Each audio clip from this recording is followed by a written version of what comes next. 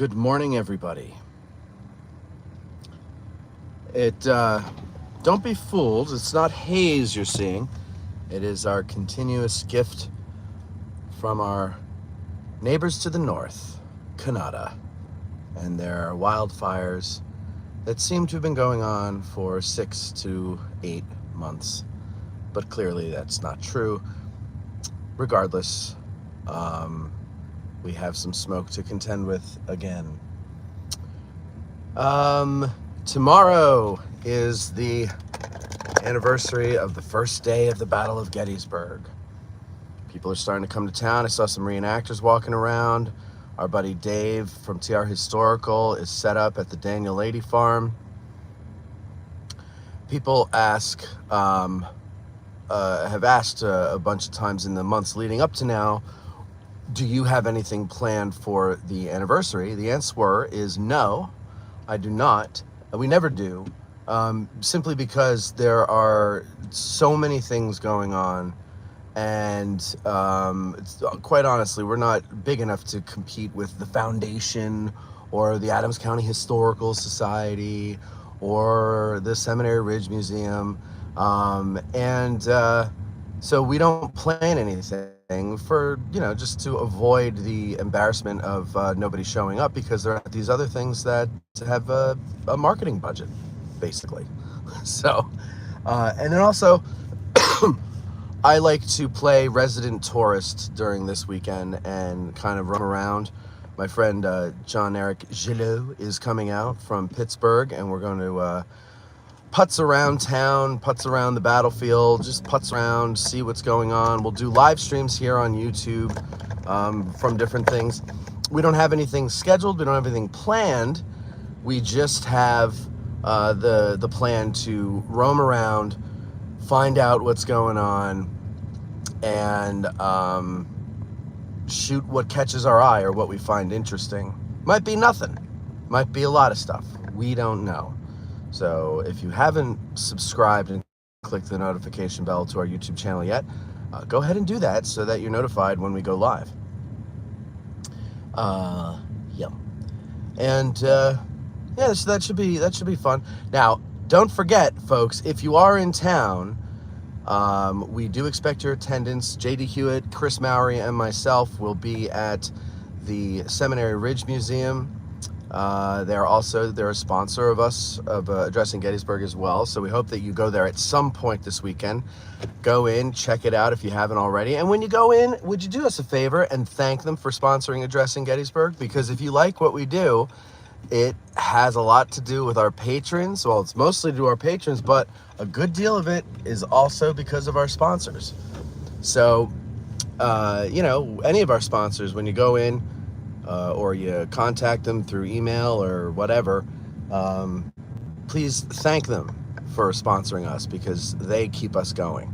And if you ever meet a patron and you're not a patron, thank that patron, because that patron is making it so that you have something to listen to for free. And so let's just have a big, nice thank you circle, a circle thank, if you will. So yeah, let me see what you guys are doing here. Estella, Glenn and I are on the way. All right, Estella. Hey, Taryn checking in. Thanks for driving around the park. You're very welcome. Paranormal Brew says, love this.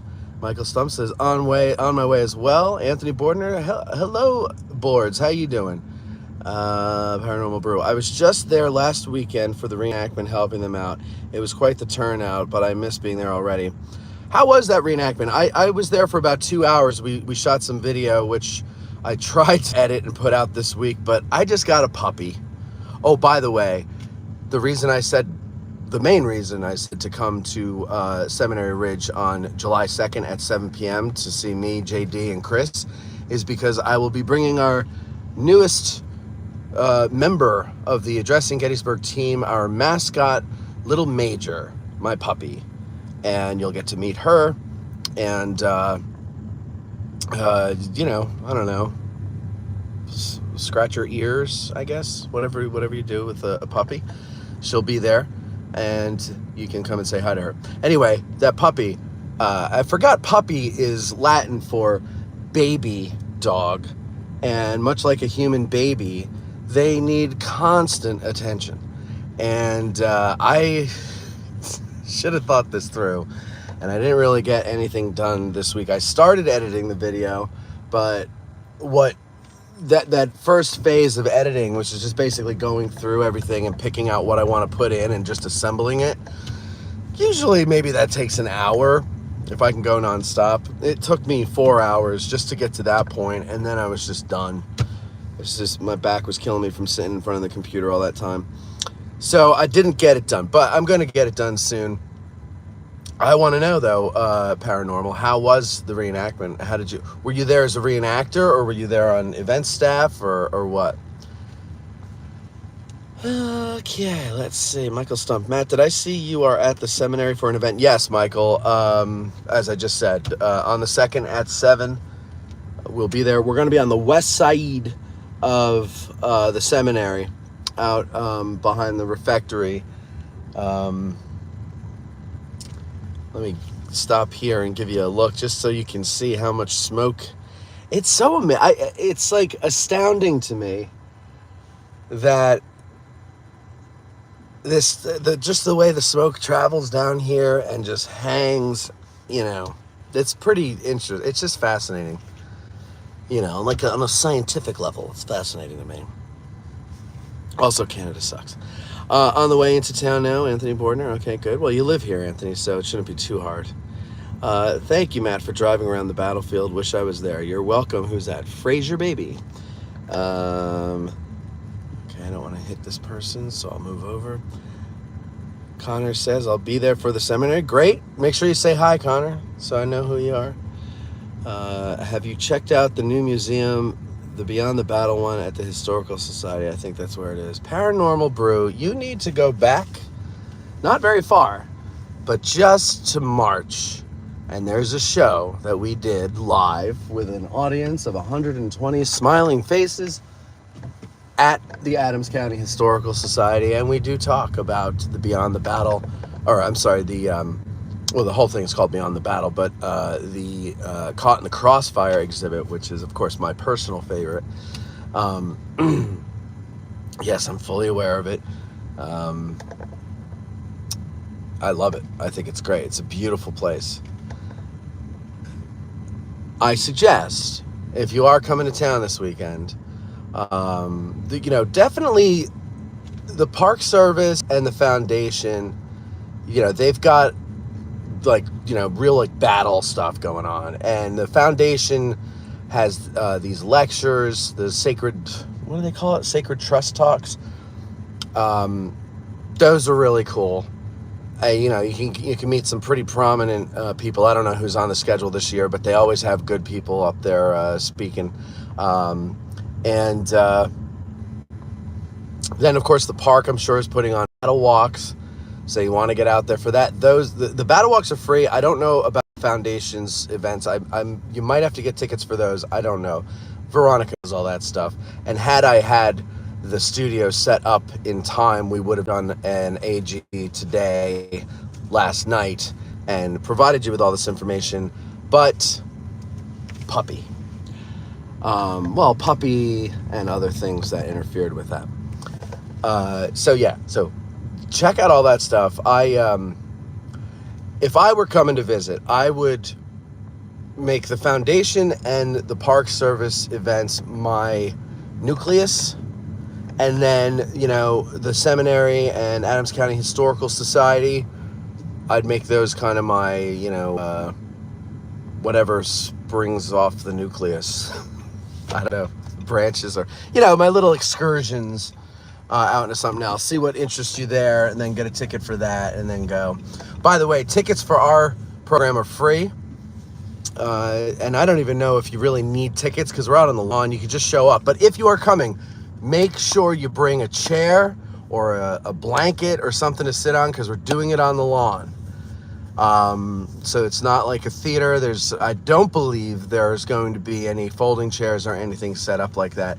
But it should be nice because it'll be at sunset, and the sunset will be to your backs, and JD and Chris and myself will be blinded by it.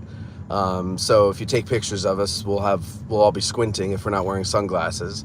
And then if we are wearing sunglasses, we'll look like a bunch of tools because, like we think we're so cool, but it's really just because we're being blinded by the sun.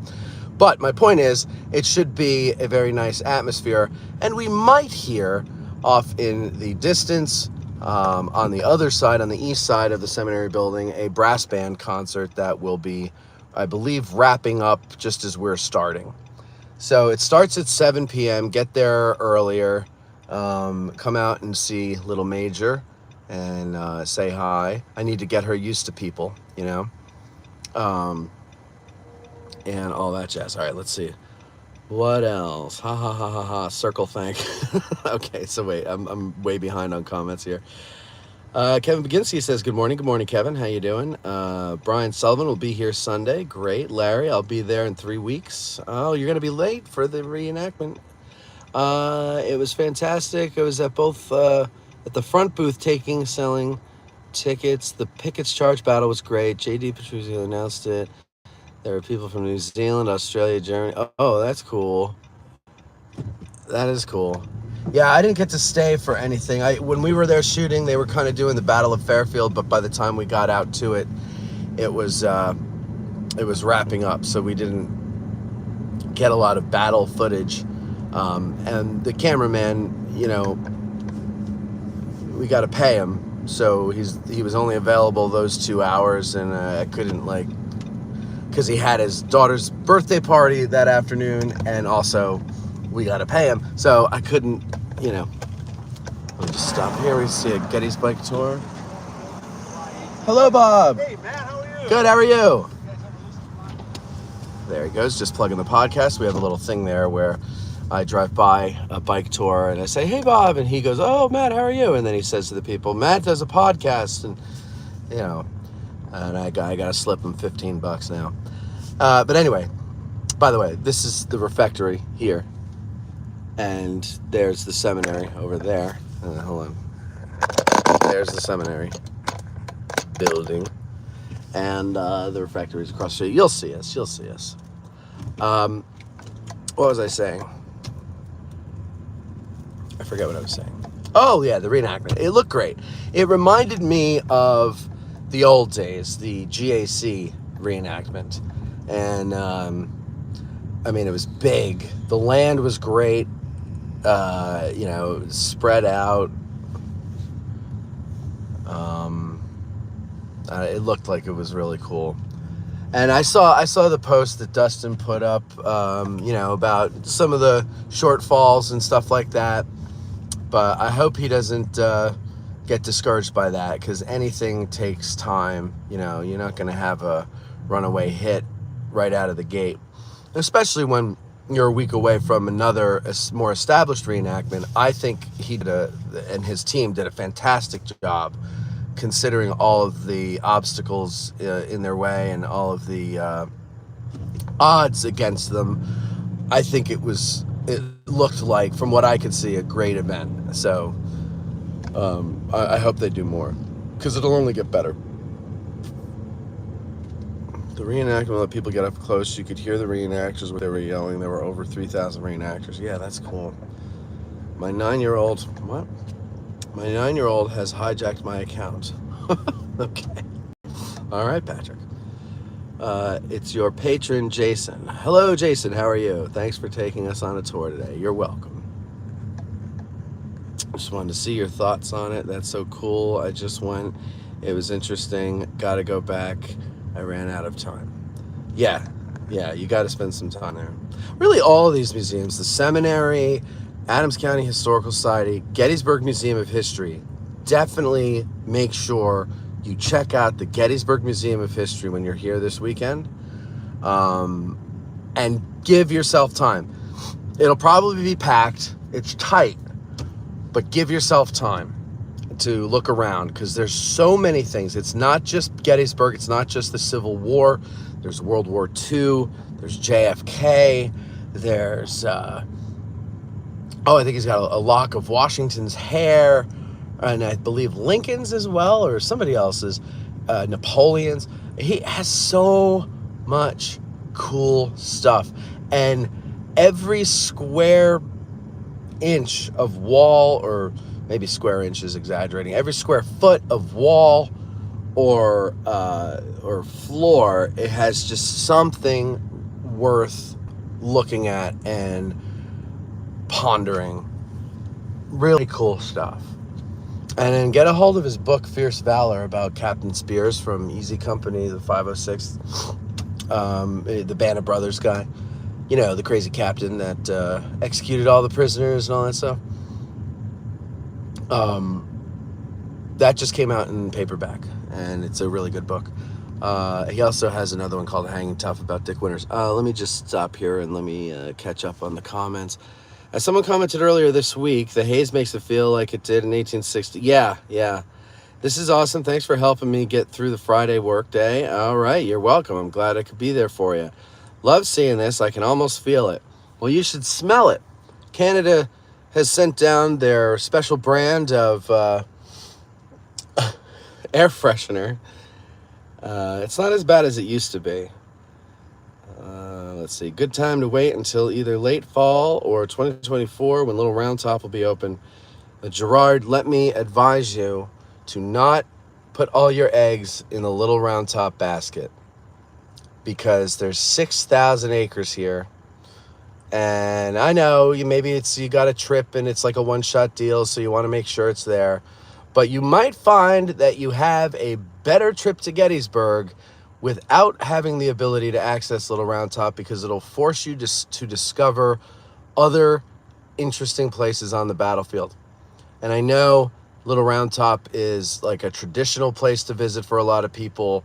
The view is beautiful. Believe me, I miss it. I miss going up there at sunset and just sitting there watching the sun go down. I recently started seeing a woman. I can't take her up there and sit on a boulder and watch the sunset and be all romantical and stuff, because it's closed. But the point is, oh God, is this bus going to run me over? Okay, good. I don't know how they drive those things. Point is, come and discover your park and really get into the rest of your history as far as the Battle of Gettysburg goes. I mean, like Culp's Hill, for example. Now, there's no view from Culp's Hill unless you go up into the tower, which is a slog, and I avoid it as much as I can. But as far as fighting goes, and as far as the Union situation hanging by a thread, I would argue, and I think some more qualified people than me would also argue, that Culp's Hill is the place to go. Pop culture has seized on Little Round Top, but the reality of it is they fought for 12 hours over Culp's Hill total. Little Round Top, only a few. But again, I understand the different perspectives as to why it's important that Little Round Top be open before you come and visit. But I'm just saying, if you're someone who could be persuaded, hear my argument. Listen to Pettigrew A.P. Hill. Say what now? Oh, gotcha, yeah. Blinded by the Light. I had to pick a new spot, watch the sunset until 2024. I chose the Eisenhower Tower. Yeah, that's a good one too. The Eisenhower Tower, the Longstreet Tower. Some people want to call it the Warfield Tower. All those applicable names, I believe. Gerard is at Antietam and Gettysburg back in 1991. Is that the last time, Gerard? I mean, that things have changed here since then. You might like it better. What was cool was being up there this past weekend and hearing the reenactors' private battle going on after the event. You can imagine what the people of the town heard. Patrick Place says, need to get to the Seminary Ridge Museum when we get up there later this summer. Yeah, you do. And make sure you go up into the cupola. Being on the tower, I meant. Okay, yeah, he was beating himself up a little, but also in total amazement that he did pull it off. He was awesome about it. Didn't choose the weekend coming up in respect for the Daniel Lady Farm. Oh, you see, that's good. So, yeah. Yeah, no. So you're talking about Dustin who's beating himself up. Yeah, and I understand that too. If I were in his position, I would have beaten myself up as well. It's a lot of work. He's been doing this for years. This wasn't something that he just slopped together in 6 months. He's been working at it for years, and you wanna not be in the hole. Of course, it's a business venture. See, a lot of people. I get this from the listeners. It's not a lot, but some listeners, like, they really don't understand that, these things, they're your entertainment, but somebody has to work to make it happen, and those people should be paid. And it's not greed, no more than it's greed for you, the worker, to go to your job for your employer and get a paycheck.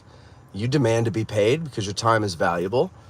So do people like me. So do people like Dustin and people who put on reenactments or anything for entertainment. It's work. And frankly, I've worked in desks or in offices. I've worked in retail. I've worked in construction. And aside from construction, creating something out of nothing is the hardest work you'll ever do. It is mentally and physically draining, and it is long hours, and it is sacrifice. And that's something that people who go and punch a clock, they may not really understand or appreciate or whatever. And because it's an easier path. As hard as it is, it's easier than trying to make something out of thin air. I dare you to try it before you argue with me. Try to create something that works. Paranormal Brew. Love all the museums. Again, I will always be a tourist even when I move there. Yeah. No, I call myself a resident tourist. I'm sure I'm not the first person to coin that phrase, but I honestly feel I've been here for 5 years now. On May 31st, it was 5-year anniversary. And then about 8 years before that, but whatever. So 10 years total. I feel like every day, even in the winter, which I dread and I hate, that I am on vacation. I do not feel like I'm working. I do not feel like I have the normal humdrum of life that most people do, which I do, but it doesn't bother me because I have the joy of living here and of being around all this stuff. So it's amazing. I need to get down there and take some portraits of the AG. Eric, I would love that. I would love that if you did that. Because I love your work. So that would be amazing if you did that. And forget the crew. Just take them with me. No. That would be great. Because we have a hallway in our office now that we can hang those pictures on. Matt, does Major love to ride in the car? Major's getting used to the car. I've had her in the car 3 times. The thing is, she needs to have somebody holding her on their lap. First time was when I went and got her, and my friend Amy held her on her lap with a towel on her. She was a drooler. Not Amy, the dog. The dog was drooling a lot, and then of course she barfed, and so luckily we had that towel. And then the second and third time, she was fine the second time. The third time she peed on Milady's lap, so that was not particularly nice. But the towel absorbed most of it, so she was able to function the rest of the day. It was just a little damp on her knee. So she's not yet, I haven't put her in the car alone yet because she's got ADD. She's a puppy. So I don't know what the hell she'll do. She'll jump around and I'm trying to drive and then I got to catch her and, so we'll see. On Sunday when we're at the seminary, Cindy is going to come along and be her handler. So that I don't have to worry about her while we're doing the talk. But I'm trying to get her used to the car because I'm going to be bringing her to a lot of things. I'm hoping that the August Get Out of the Car tour will be the first one that I can bring her to. She's getting better on the leash. Like, I've only had her a week, but she's gotten really good on the leash. Not perfect, but she's getting much better than she used to be.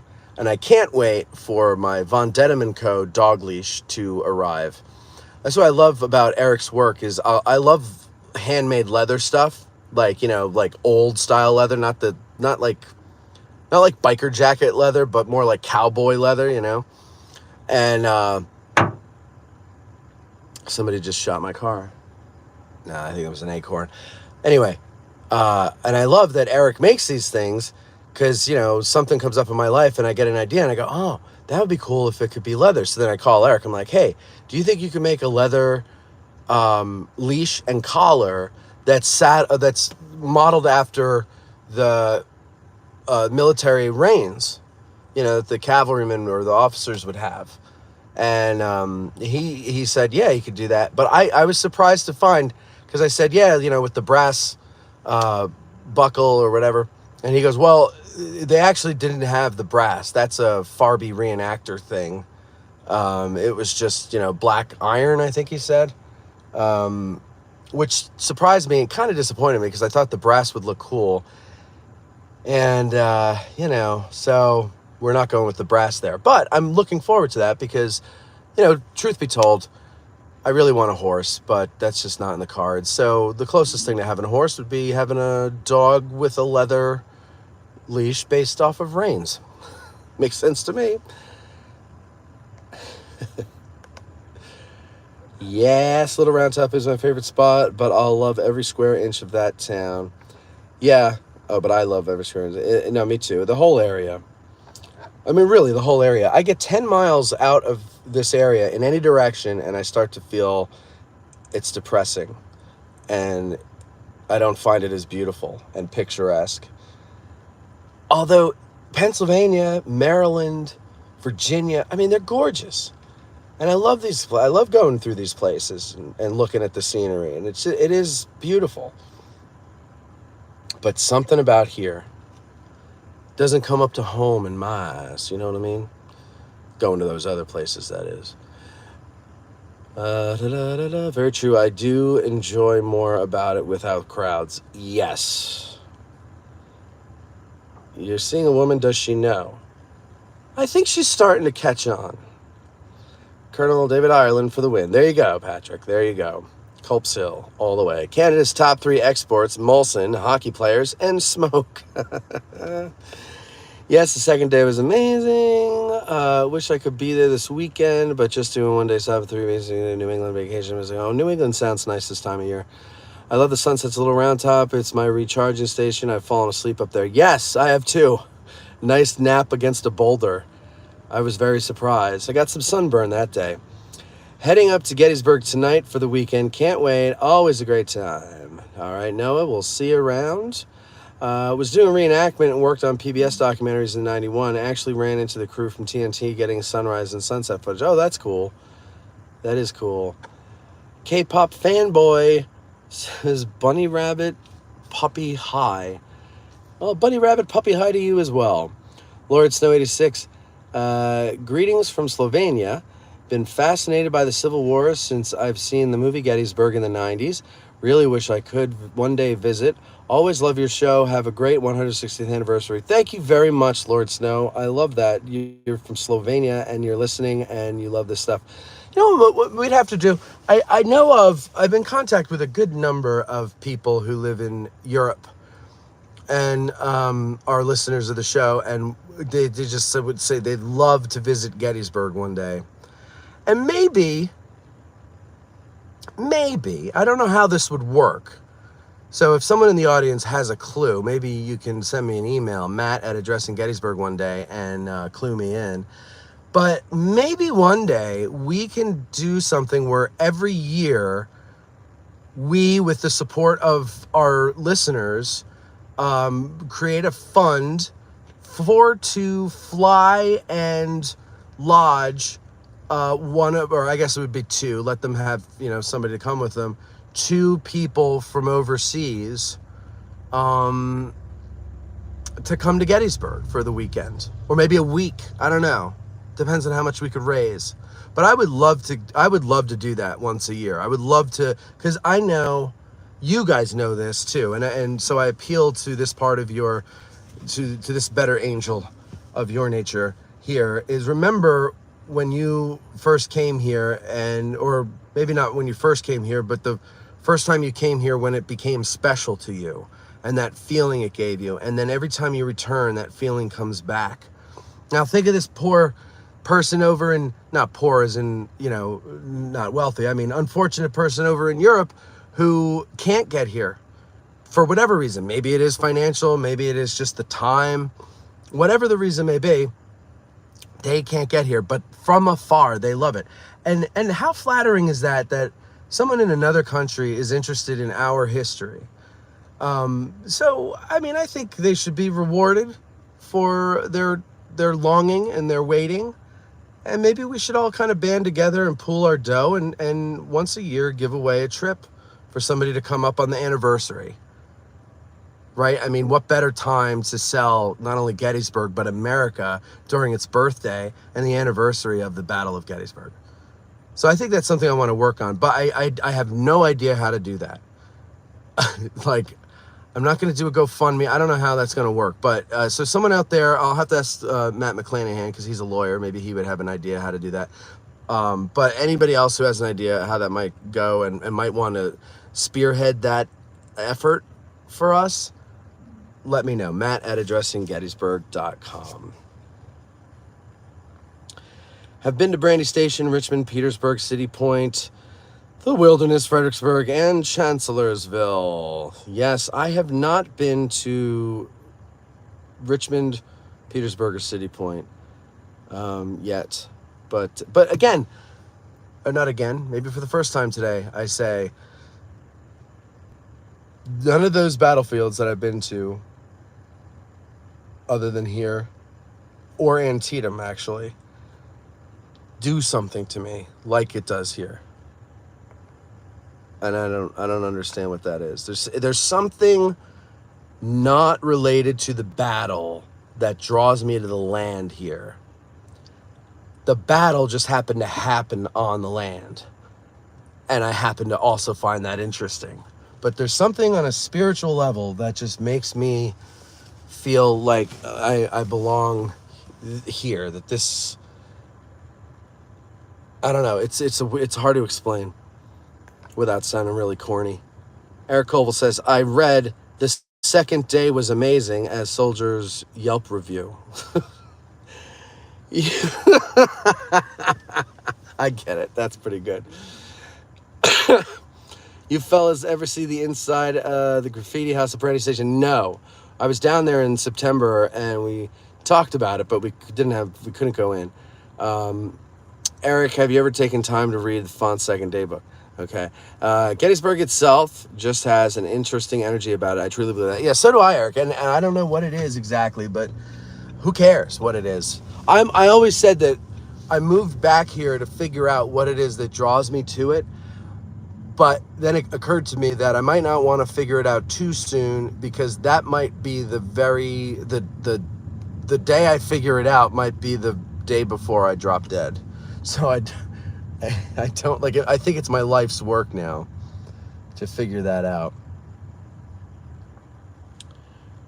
All right, we're just going to mosey on through here. This is often a choke point. People park here to go to the North Carolina Monument, and then there's these stones over here, so you can't pull off to the left, and so kind of you gotta take it slow, but you probably should be taking it slow through the battlefield anyway, folks.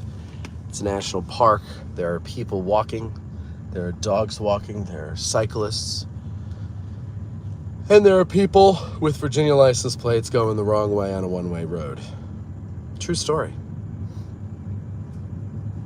Have you ever been to Vicksburg? It's the most comparable battlefield to Gettysburg. Obviously not quite the same, but the monumentation is impressive, and the city is right next to the battlefield. I have not been to Vicksburg. I have not been to many places I would like to go. If you listen to the AG Today show, you'll hear one of the bumpers coming back says, "You're listening to the man who refuses to travel alone." And I have spent most of my life alone. And that sounds pathetic, but mostly by choice. And so I haven't gone to a lot of places that I would like to go. I would like to go to Vicksburg. I'd like to go to Shiloh. or Shiloh, Chickamauga.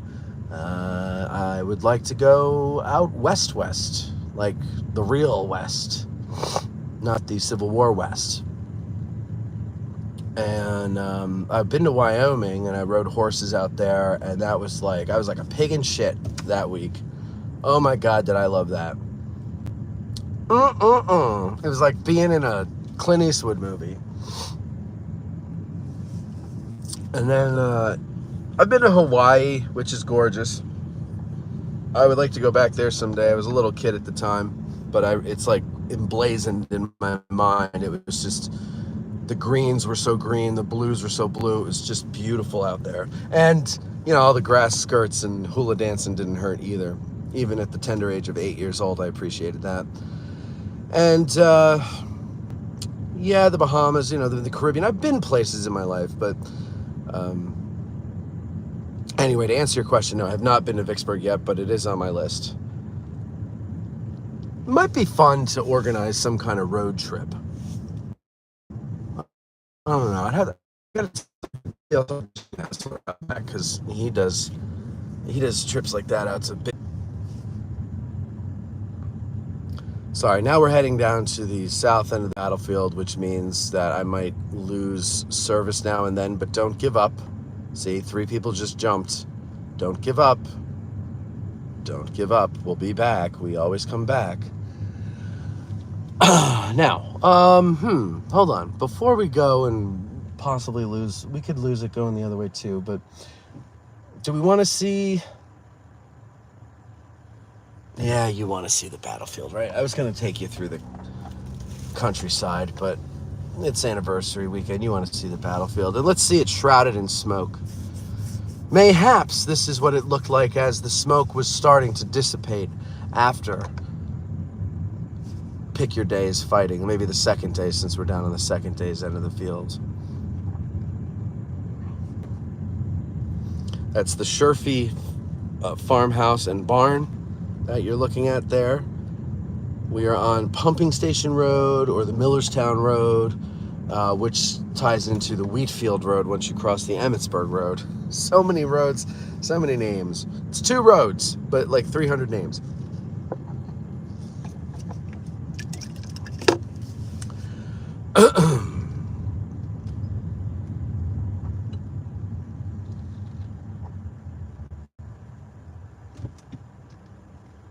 Okay, now we're gonna go across, but remember, we might lose service for a moment, but we will be back, so don't leave us. By God, do not leave us.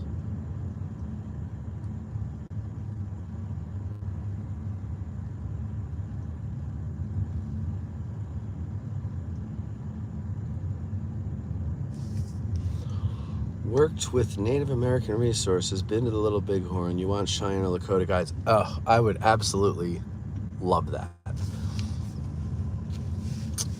Absolutely love that. I would love, and I don't know if this is politically correct or not, but I would love to like go and learn how to live like for the Sioux or the Cheyenne lived. You know, that primitive way of living off the land, using everything for something. There's just something very, I'm sure, romantic about it. I'm sure after 2 days, I'll be like, okay, where's the air conditioner and my soft bed? But that's the problem. That's what I'm trying to not get away from. I don't want to get away from that because I do like air conditioning, but I want to maybe appreciate it more, or just kind of see what it's like to actually be more in tune with the earth. I know it sounds like a hippie, but I kind of like envy that. You know, you'd be able to read nature and that'll tell you things about her or whatever.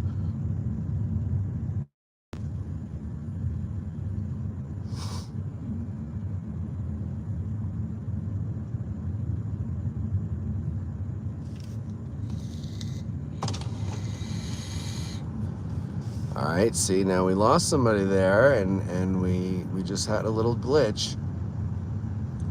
Stick with us, folks. Stick with us. We're through glitchy ground now. Glitchy ground. See, I think this is why when the next Civil War happens and it's the young versus the old, the young will be using cell phones and GPS and stuff. We can use maps. We know how to write in cursive. We can send our messages on paper in cursive. They won't be able to decode it. And yeah, and so therefore, the old-fashioned things will win. Because, you know, what if you're having a battle in an area where there's bad cell service and your GPS stops working? Well, we've got the maps. So I don't know if it really translates well. Yeah, it kind of does. You can see the shrouding big round top there.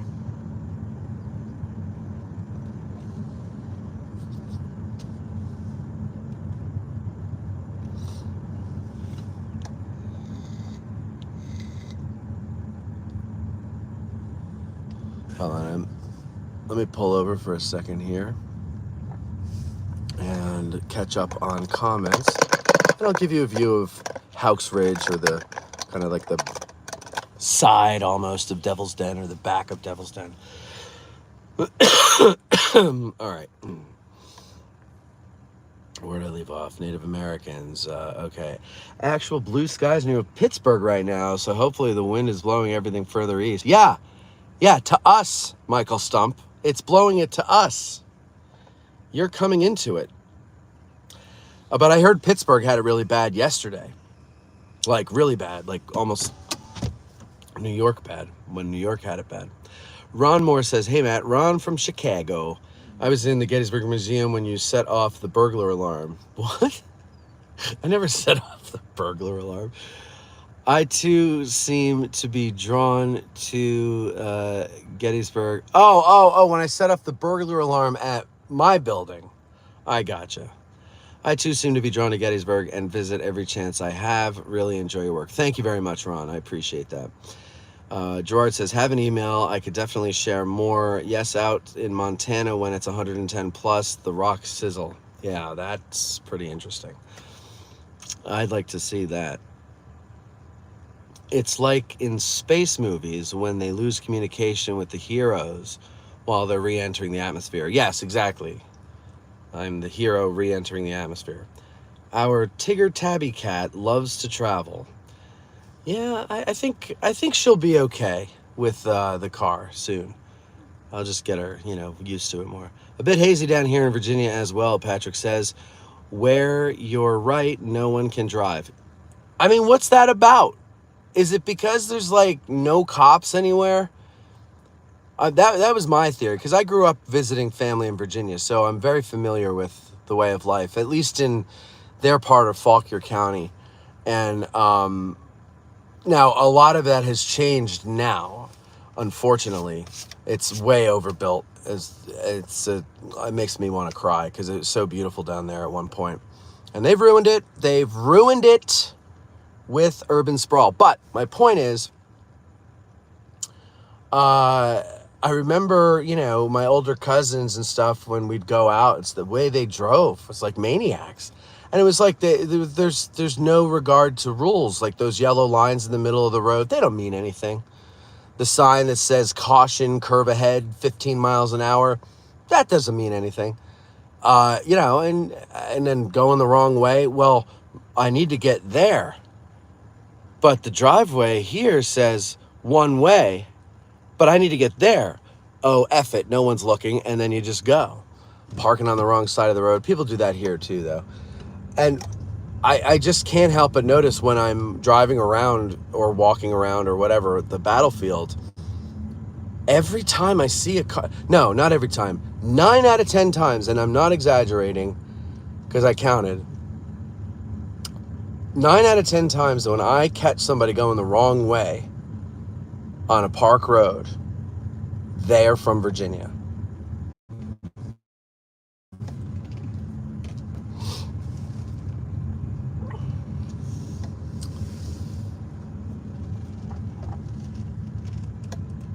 Okay, so we're back, I think. Yeah, I think, Mike, I think the blue skies are not, well, from what I heard yesterday, blue skies are not in the forecast for us here. Not that we're going to have rain, it's that we're going to have smoke. Smoky skies are in the future. So all that yucky smoke that was over Pittsburgh is coming over this way, and I think it's going to hang here for a day or two.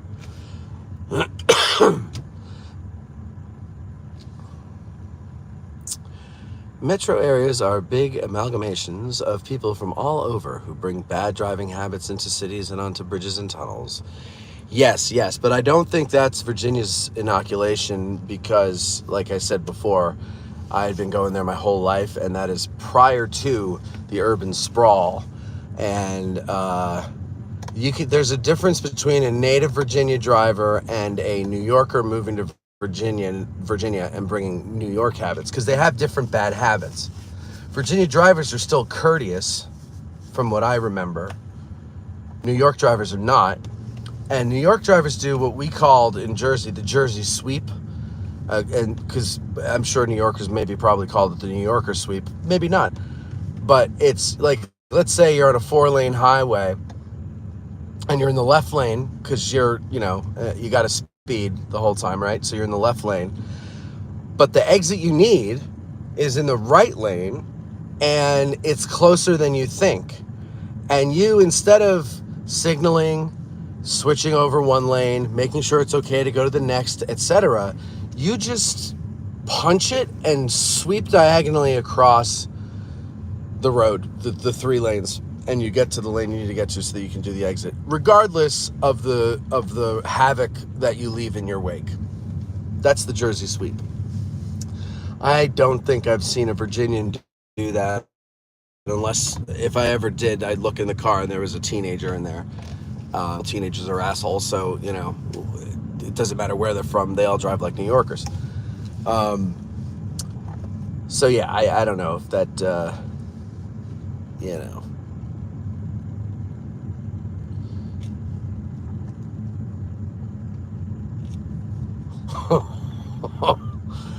Eric Cole says they drive the opposite way to make you mad and shout, "This is for Pickett's division." Wow, they got us good. Have the large 7-foot movie prop that was in the theater lobby in Pierre, South Dakota for the premiere of Dances with Wolves. Oh, that's cool. What is the prop? Worked grips for the movie Thunderheart. Was that the one with Val Kilmer of Thunderheart?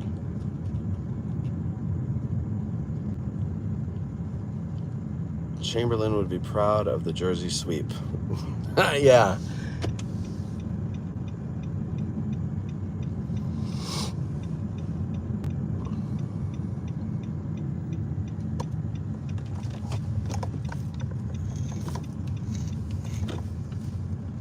I drive Interstate 80 every day for work, 150 plus miles. In my experience, Virginia and Ohio drivers are the worst. Yes, I was talking about this the other day with somebody, and they threw Ohio drivers in. My problem with Ohio drivers is they just go too damn slow, and it's always in the fast lane, or it's on the road, like, if you're familiar with the roads around here, like 116 heading to Hanover. No passing. No point where there's 2 lanes for, to kind of open up the works a bit. It's just straight 1 lane all the way into Hanover. And once in a while, I'll get stuck behind someone from Ohio, and many times Pennsylvania. This is a Pennsylvania thing too. And they're not even going the speed limit, which is, for me, slow as it is.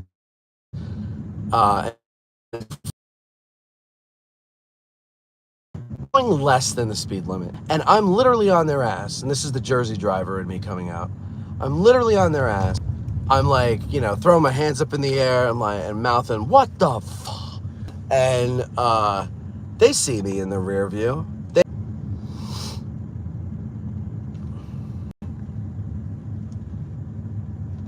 You should be in the van when I drive. What is the van that you drive? Why is it? Are you a bad driver? Ohio drivers never seem to. Oh, Ohio drivers seem to only camp out in the fast lane. Yeah, exactly. The prop is a large canvas canopy top wood posts with large Costner Civil War picture with the Native American scenes below that. Oh, that sounds cool. That's such a beautiful movie. Great soundtrack. So I like to listen to soundtracks sometimes, especially if I'm writing. So I'll listen to that. Gettysburg, obviously. Dances with Wolves. I'm sorry, Glory. And Son of the Morning Star. Oh, also Lonesome Dove. These are, and True Grit and the Cowboys soundtracks. All fantastic soundtracks. Sometimes Indiana Jones. I love John Williams stuff, but there's those other ones are good too. John Barry did Dances with Wolves. Craig Saffin did Son of the Morning Star. The guy who did Lonesome Dove was Basil Polidorus, I think, or was that the director of photography? I don't remember. Damn it. Well, whatever. It's beautiful. And he's not even an American, but he gets that American Western motif really well in that soundtrack. I mean, I guess if you study anything, you don't have to be from the place to do it well, but it always impresses me when people who, like when a British actor does a good American accent, it always impresses me because I think our accent is just plain and boring and there's nothing to hear. But that's probably why it's so easy for them, because there's nothing to hear. I don't know. I'm interviewing a British actor in a couple of weeks, so I will ask him a question in the interview. He was in Band of Brothers, by the way, ladies and gentlemen. I'm not sure if you've heard of him. I'd never heard his name. Damian Lewis. No, I'm just kidding. It's Matthew Leach, I believe his name is. He played Talbot, which I think everybody remembers Sergeant Talbot. I believe he was a sergeant. But anyway, he'll be in town, and he's coming on the show thanks to Eric Dorr at the Gettysburg Museum of History.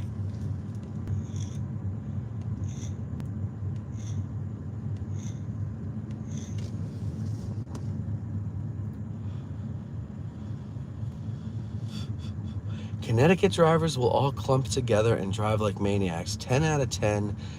Don't recommend. Well, let's see. Is this a Connecticut driver? No. I've never noticed Connecticut drivers in a clump before, so I couldn't tell you. All right, where's this person from? Is that Illinois? No. Oklahoma? I can't make it out.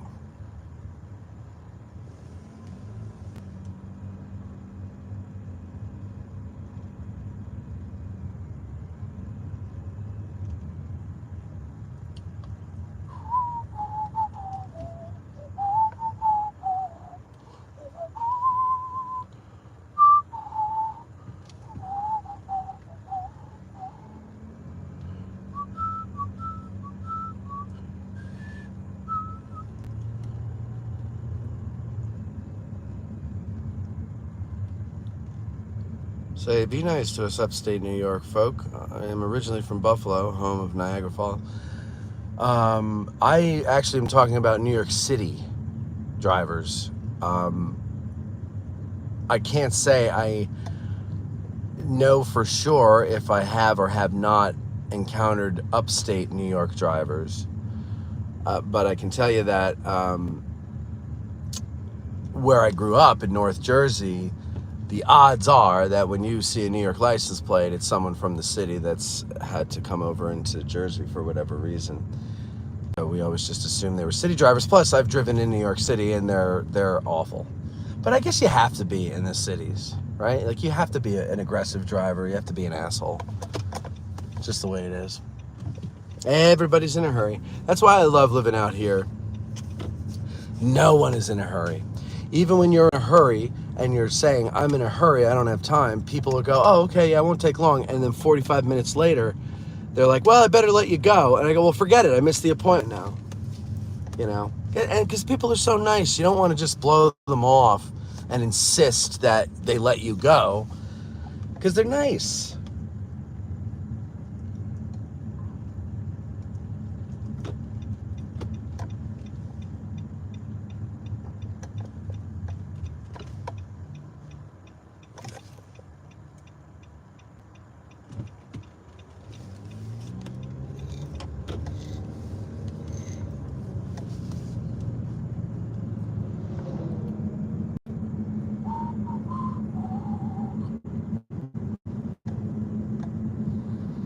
So let's see what action is going on in the complex. Again, it's Friday. People are not at work yet. People will be coming in tonight. Of course, I'm sure they have Monday off, or they took it off because Tuesday's a holiday. So the craziness begins tomorrow, no doubt.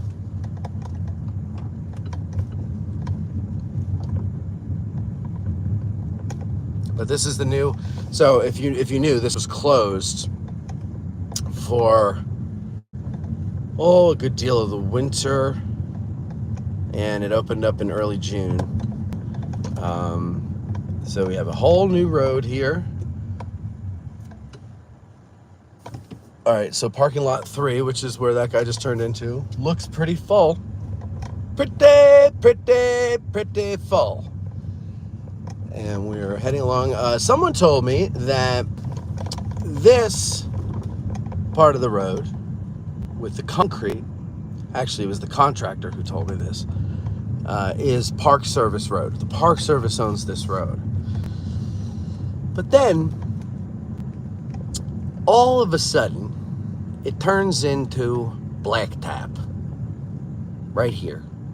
This is owned by the foundation. I did not know that before, but now I do. And knowing is half the battle. All right, here's lot number 1. This is where, most people try to park because it's closest to the visitor center. But the irony is, they park there and then they walk in the opposite direction of the visitor center and come this way and then get around this corner. And when they come around the corner, they don't see the visitor center. They see, I'll show you in a second what they see.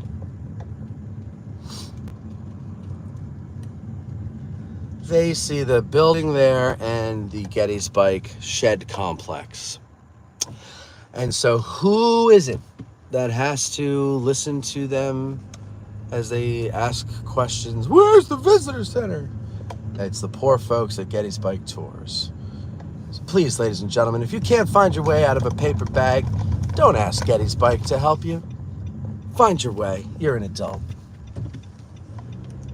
The more you know. A lot of public service announcements today. Let's go out to, I got to get home to the dog, and I have a couple things I need to do before we go and finish setting up the studio. But we'll take a little drive out to the, what, ladies and gentlemen? That's right, the East Cavalry Field. And we'll see how the smoke obscures that. Maybe nothing to write home about, but we haven't been out there in a while, so let's go check it out. Don't forget to like, share, and subscribe. And of course, gas for this trip is brought to you by our patrons over at patreon.com/addressinggettysburg. Become a patron today and help with gas.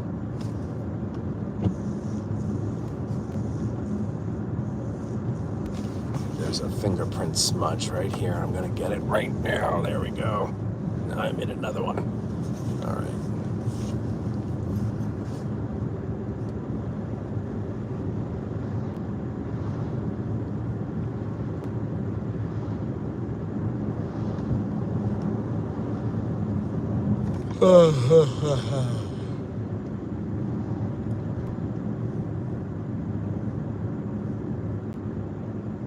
What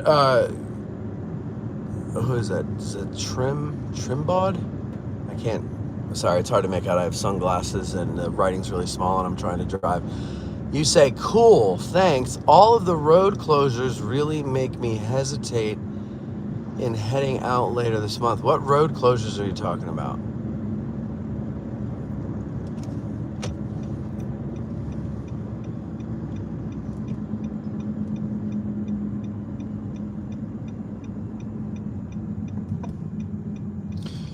So I'm going to take a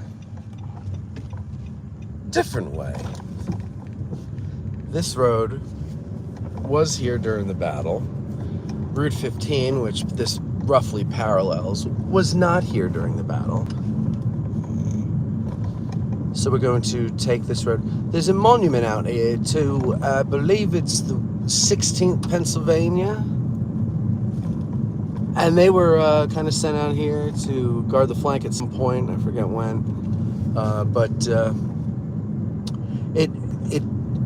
it kind of just helps put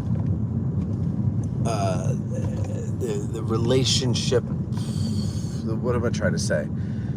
The geographic relationships together. The words aren't coming to me, what I want to say here. Where things are in relation to others.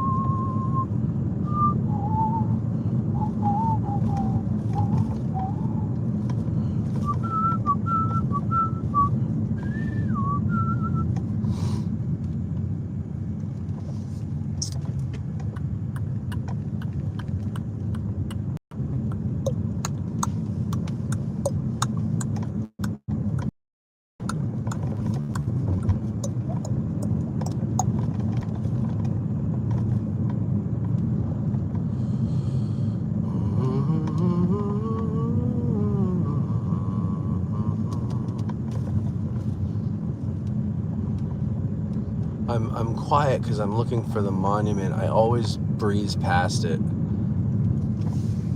And I want to slow down to see if I got it right, if it's the 6th Pennsylvania Cavalry or not. Or 16th, excuse me. I think it's up here.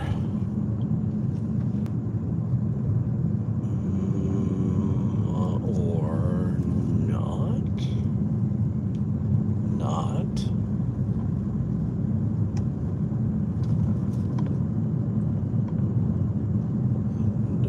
No, it's over here. There it is. There it is. Now let's see. Let me see if I can. I don't want to stop and get out and take the phone because it's attached to my stereo. It's 16th Pennsylvania Cavalry. That's right, folks. All right. All roads lead to Tim Smith. That's true. Tim came by to look at the studio yesterday, or 2 days ago. And I said, oh, Tim, I haven't seen you in any of my studios in almost a year. And he said, I know. And I said, well, when are you going to come on? People are starting to get upset. And he's like, how about this? When you finish this, I'll come on. So we're almost done. So we're going to hold him to that. Ron says, I was a Chicago cop for 23 years. Thank you for your service, sir. I could write a book about stupid crap. Wait, hold on. This is hard to do while I'm driving. Stupid crap people did while driving, like reading comments on a YouTube video. Have to admit, it was fun sometimes to pull them over and give them a ticket. Oh, I bet that is. I wish I had the power to pull people over and just give them tickets for just certain things that really bug me. Like not signaling. Okay, that. Oops, she's going there. Okay, you almost witnessed an accident. You signaled too soon, sweetheart. Alrighty, and then What's the other thing? Well, going the wrong way, obviously, on a one-way street. I'd also like to be able to give tickets, no offense, to police officers who put their lights on just to blow a red light and they're not heading to an emergency. And, because they turn them off right after. They're not speeding. They're going the speed limit. They just didn't want to stop for the red light for whatever reason. I don't get to do that.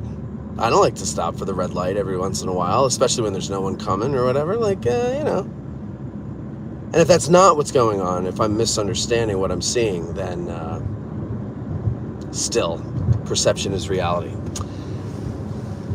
But alas, you can only do so many things in one lifetime, and I guess I'm not going to ever have the authority to pull people over. I wouldn't even want to really give them tickets. I just want to ask them what they were thinking and just berate them and make them feel stupid. I think that's really what I want to do. I just want to make people feel stupid.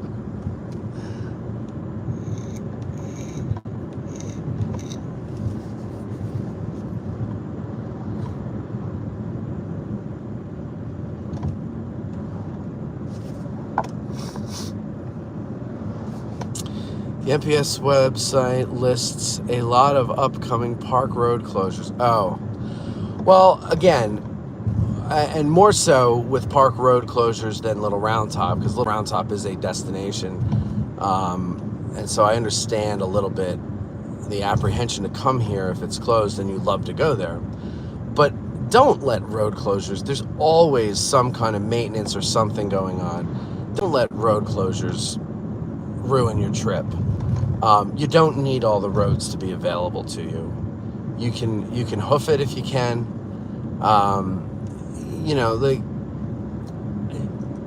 Don't. What am I trying to say?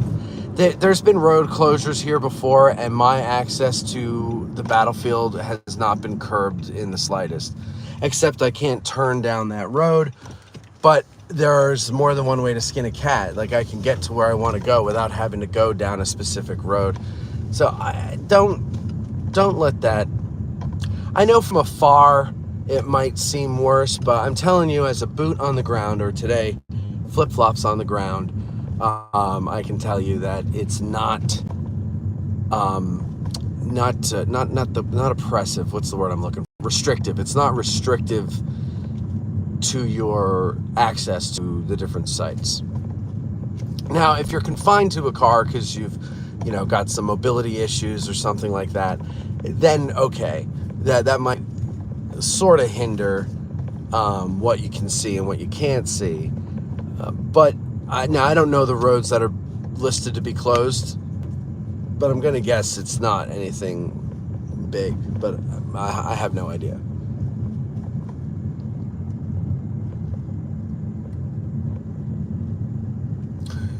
All right, wait, let me pull over because I'm seeing some comments here that I want to dive into.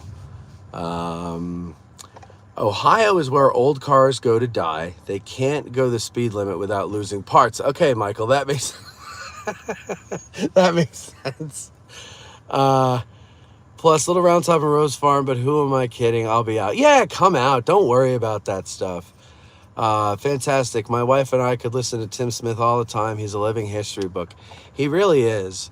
And I was saying to somebody, having Tim on the show a lot, Gary, and I'm in the room with them, and like we do an Ask a Guide with Tim Smith, and he doesn't need he doesn't take the questions ahead of time on purpose. He wants to see if somebody can stump him. And so he answers those questions cold when I ask them. I don't even read them to him before we start recording. He doesn't want that. He just wants it cold. And for the longest time, I was like, I'm never going to be a guide because I can't do this. And then I was saying that to another guide, and they're like, Matt, that's Tim and Gary. Like, that's the way their brains are. Not every guide is that way. You don't have to be that way. In fact, they don't want you to be that way. They want you to be able to tell a basic story for 2 hours in a car. So that's from guides. I've had more guides tell me that than I've had no guides tell me you need to have an encyclopedic knowledge of the battle and a quick draw on your memory like Tim and Gary do. Tim and Gary are the exceptions. All the park wants to see is that you have a good personality and you have a firm understanding of the battle, and you can make it into a 2-hour narrative and show people who have no freaking clue about anything. We're like, guides are like the ambassadors to the public. So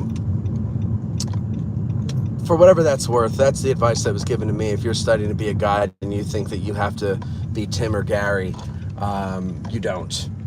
You don't have to specialize in anything. You have to just specialize in telling an overview, a 30,000 foot view of the story with a couple of little nosedives down to the ground here and there.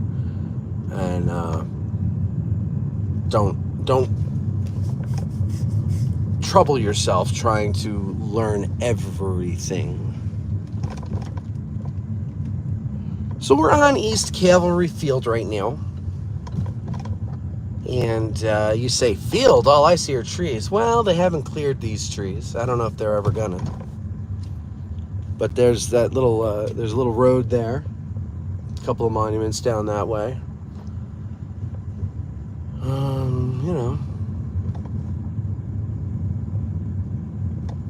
Stuff. Custer Avenue is off to the left here. Let me see. You can see the Michigan monument, maybe. Nope, can't get it. Hold on a second. There's no real way to pull off here, so I'm kind of trying to show you by going a little into the shoulder. There it is. There's the Michigan monument. Custer Avenue. Now we're on Gregg Avenue, but where that brigade marker is, the brigade plaque, is Custer Avenue. I think it was, I don't know if it was a paved road at one point or just maybe a macadamized road or something, but you could see the road bed here. All right, let me see here. Yeah, it's kind of visible. You can kind of see lines and then lines, and then like this area here is where the road was, and it kind of slopes to the gutters. Let me take that out. And then it goes up around the monument and back.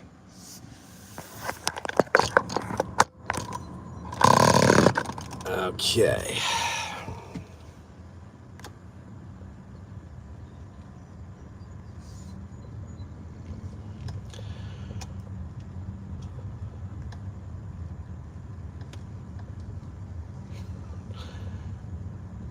So he's like, a history book. Of course, you fellas are pretty cool too. Oh, thank you, Gerard. We're not really that cool, but Tim is pretty cool. Eric says, where we're going, we don't need roads. Illegal off-road driving intensifies. Damn right. Damn right. That was an intense drive of the front two wheels into the gravel on the shoulder of the road. Was that exhilarating or what, folks? Let's see. Gerard says, heck, it's barrel season wherever you go during the summer. I was like, what is that, like barrel racing or a barrel of whiskey, just chugging it right out of the barrel? I'm not familiar with that terminology in that sense. I don't know what you're saying there. The most incredible signatures on the wall at the graffiti house are Jeb Stewart's and G.A. Custer's. That is pretty cool. I'd like to see that someday. And here we are, where Jeb Stewart and G.A. Custer made a lasting mark as well, in a different way, by fighting here. Yes.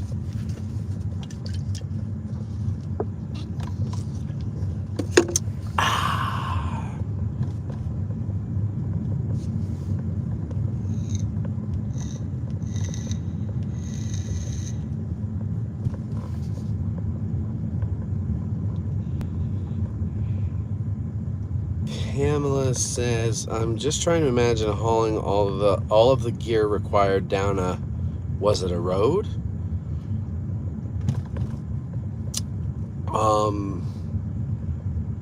What was what I'm on now? Was it a road, or what do you mean? Was it a road? I don't. Roads are something that I've become interested in. Park roads and just roads in the area that would have existed at the time of the battle. And I know some. I don't know anything about this road that we're on. So I don't know if part of the road is built on an old farm lane or not. And then, extended in areas where there wasn't a farm lane. I mean, there is a farm off to my right, and they had to get out to their house somehow. So the original farm lane, that the rubble farm off here to the right, that original farm lane has to be somewhere. And I think it's on the other side of the house from here. I don't know where I get that idea, but I have an idea in my head. I've seen a photograph of it, and I believe it's on the other side of the road. The other side of the farm from this side. However, I do know that up ahead there is, well, I'll just show you rather than tell you. Now we're on the Confederate side of East Cavalry Field.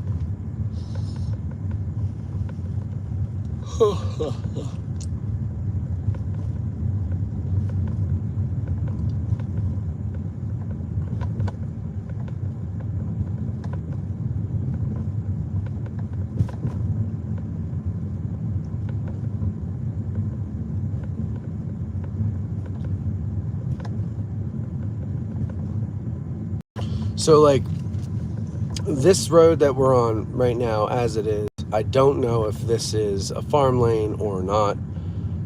But right up ahead where it curves, it bends to the left.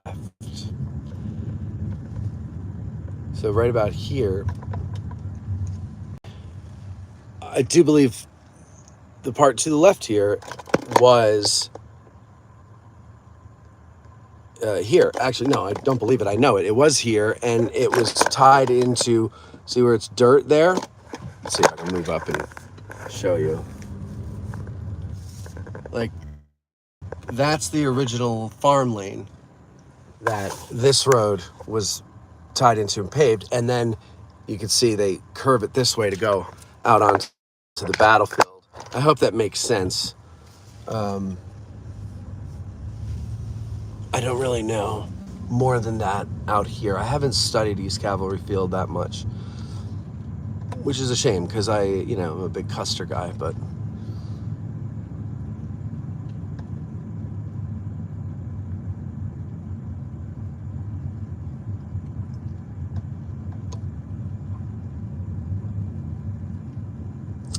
are the ticks still bad? 3 weeks ago, I managed to get 4 on me, even with bug spray.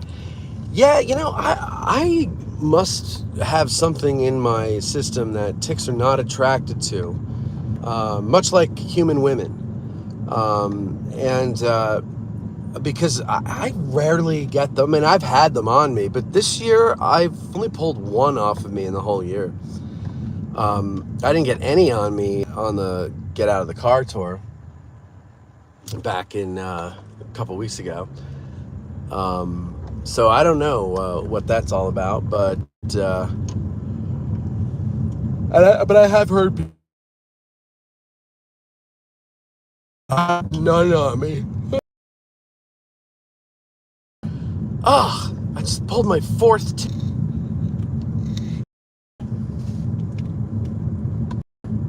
I don't know where I left off. I just realized that it's disconnected for a second. I'm telling you, man, self-service sucks in this area. You still pay out the ass.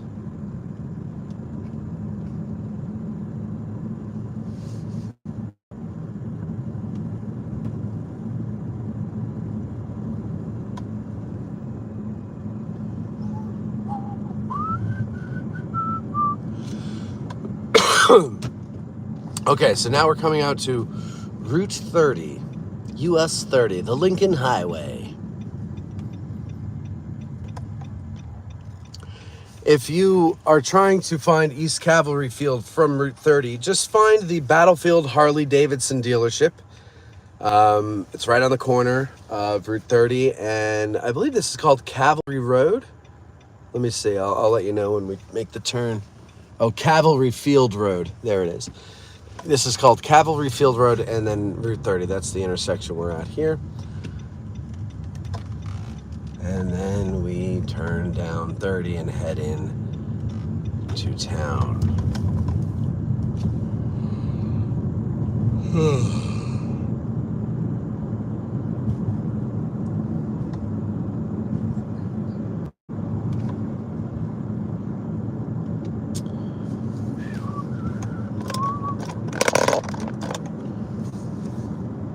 All right, so what I'll do is go up to the Walmart parking lot, pull in, read your comments, and close out the video because I need to go into Walmart.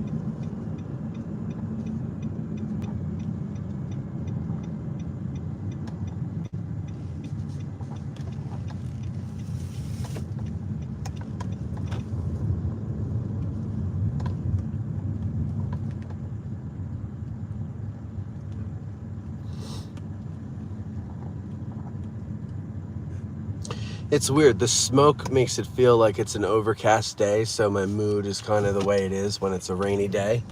But it's not rainy. And you can see blue sky if you look straight up. It's just weird. Weird, man. Really weird, man.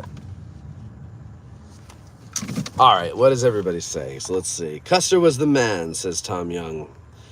He was something else. Custer was Grant's personal pain in the backside. It was a lot of people's personal pain in the backside. My personal two Confederate officers, Longstreet and Forrest, have Ed Barr's Forrest at Bruce Crossroads, first edition, signed hardcover. Nice. They are paving and leveling berms on Park Avenues, not all at once. Interesting. Thank you for that, Michael. Really enjoyed the report, gents. Yes, Gerard, I have enjoyed it as well. I think I'm all caught up on the comments here.